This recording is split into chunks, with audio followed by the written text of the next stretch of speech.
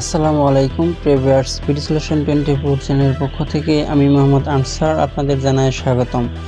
আজ আমি আপনাদের মাঝে একটি সুন্দর এবং গুরুত্বপূর্ণ ভিডিও নিয়ে হাজির হয়েছি। আজ আমরা দেখব কিভাবে আমরা ক্যালকুলেটর ছাড়া মুখোমুখি পার্সেন্টেজ নির্ণয় করতে পারি। তো প্রিভিয়ার্স দেরি না করে আমরা এখন চলে যাব মূল ভিডিওতে।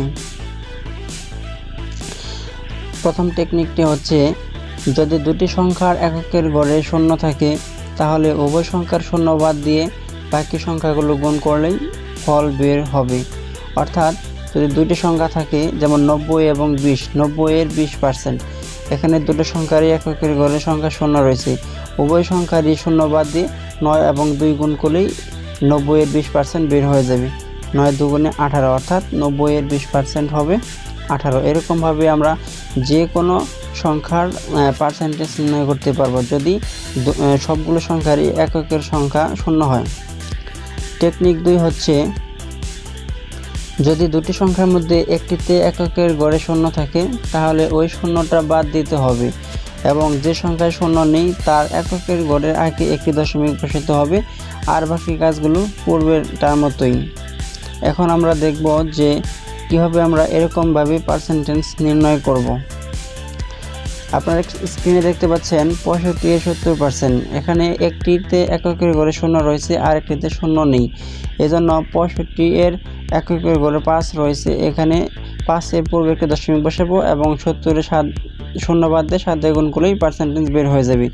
এরকমভাবে 250-এর 32%, 250-এর মধ্যে শূন্য রয়েছে, এজন্য শূন্য বাদ যাবে, 25 থাকবে এবং 32-এর মধ্যে শূন্য নেই, এজন্য 2-এর পূর্বে দশমিক বসিয়ে গুণ করলেই পার্সেন্টেজ বের হয়ে যাবে। টেকনিক 3, যদি দুটি সংখ্যার একটিতে শূন্য না থাকে তাহলে উভয় সংখ্যার এককের গড়ের আগে দশমিক বসাতে হবে, তারপর গুণ করতে হবে। এখন আমরা দেখব যে যদি দুটি সংখ্যার একটিতে শূন্য না থাকে তাহলে আমরা কিভাবে এই পার্সেন্টেজটা বের করব। আপনার স্ক্রিনে দেখতে পাচ্ছেন 54-এর 35%। এখানে 54 এবং 35 দুটি সংখ্যা রয়েছে এবং একটিতেও এককের গড়ে শূন্য নেই, তাই দুটি সংখ্যারই এককের গড়ের আগে দশমিক বসাতে হবে।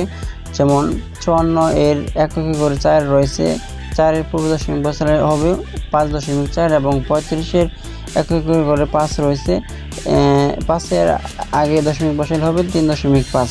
এখন 5.4 এবং 3.5 গুণ করলে 18.9 হবে, অর্থাৎ 54-এর 35% হবে 18.9। এভাবে আমরা এরকমভাবে পার্সেন্টেজ নির্ণয় করতে পারবো।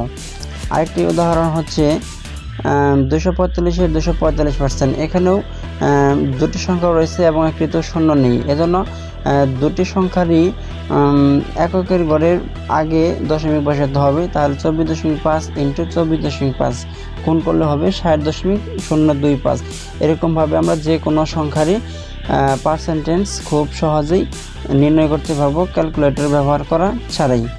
তো প্রিভিয়ার্স আমরা দেখলাম যে কিভাবে ক্যালকুলেটর ছাড়া খুব সহজেই টেকনিকের মাধ্যমে পার্সেন্টেজ নির্ণয় করতে পারবো। যে কোনো সংখ্যার পার্সেন্টেজ আমরা এরকমভাবে নির্ণয় করতে পারবো। যদি আমার ভিডিওটি আপনাদের ভালো লেগে থাকে তাহলে অবশ্যই একটি লাইক দেবেন এবং শেয়ার করে সবাইকে দেখার সুযোগ করে দেবেন। আর পরবর্তীতে এরকম আরও সুন্দর সুন্দর টেকনিক জানতে সাবস্ক্রাইব করে আমাদের সাথে যুক্ত থাকুন। আপনাদের সকলের সুস্বাস্থ্য কামনা করে আজকের মতো এখানে বিদায় নিচ্ছি। আল্লাহ হাফেজ।